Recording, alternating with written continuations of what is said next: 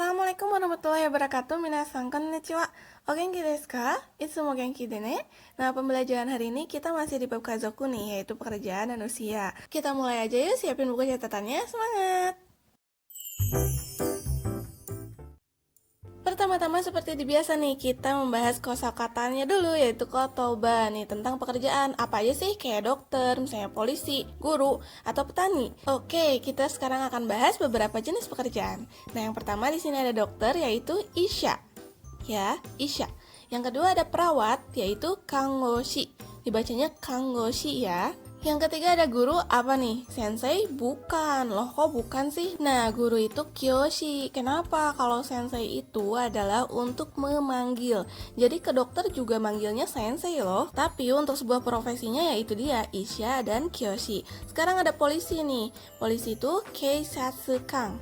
Keisatsukan. Nah, tentara, gunjin. Gunjin. PNS, komuin. Komuin, jangan komuin ya, tapi komuin. Cukup seperti itu. Lanjut yang ketujuh ada petani. Nih ya, noka. Noka.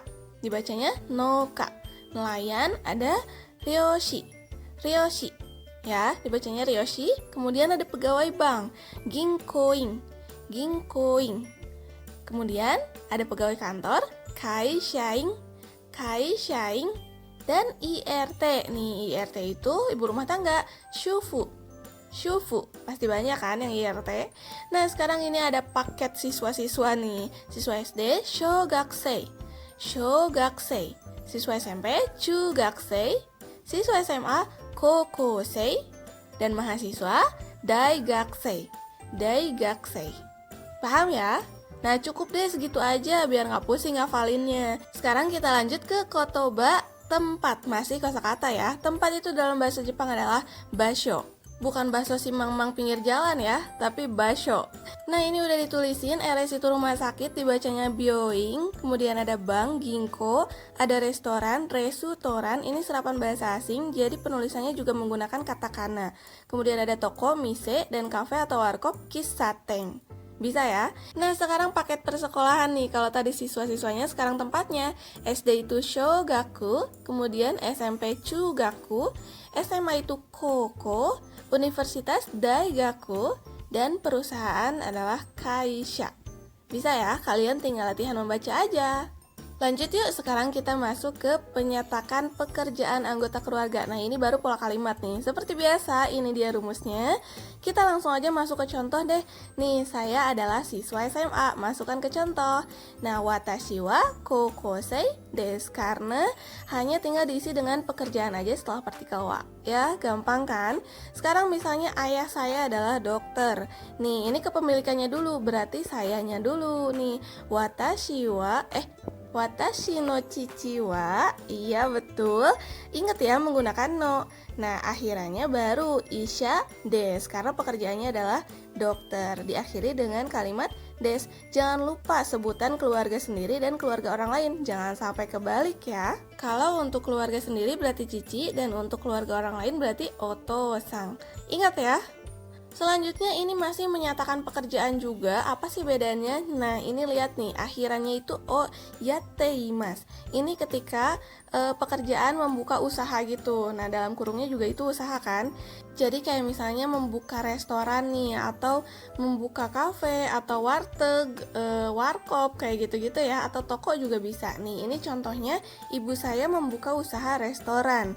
Jadi masukin watashi no haha wa, kemudian usahanya apa? Disebutkan restoran, resutoran ya. Nah diakhiri dengan yateimasu. Jadi seperti itu untuk yang membuka usaha kayak berdagang ya, seperti itulah pokoknya intinya.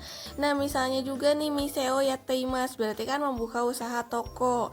Kemudian ada juga misalnya kisaten o yateimasu membuka usaha kafe ya, atau warkop atau warteg lah, pokoknya membuka usaha kayak gitu.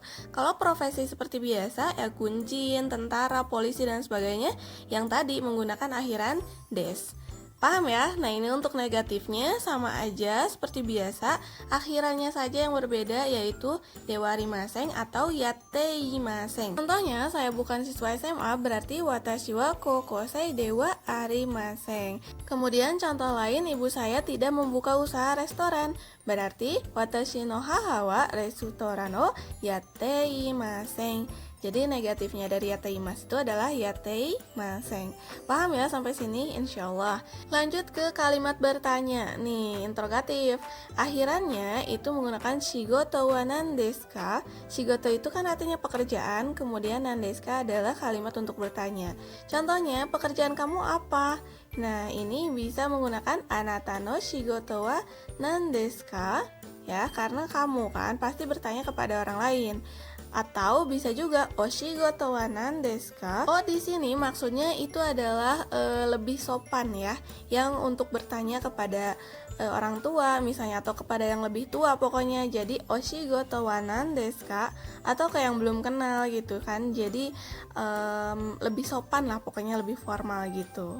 Jadi kalau misalnya ke temen nih mau nanyain pekerjaan orang tuanya, jadi bisa menggunakan shigoto wa nan desu ka ya, seperti ini nih, pekerjaan ayahmu apa?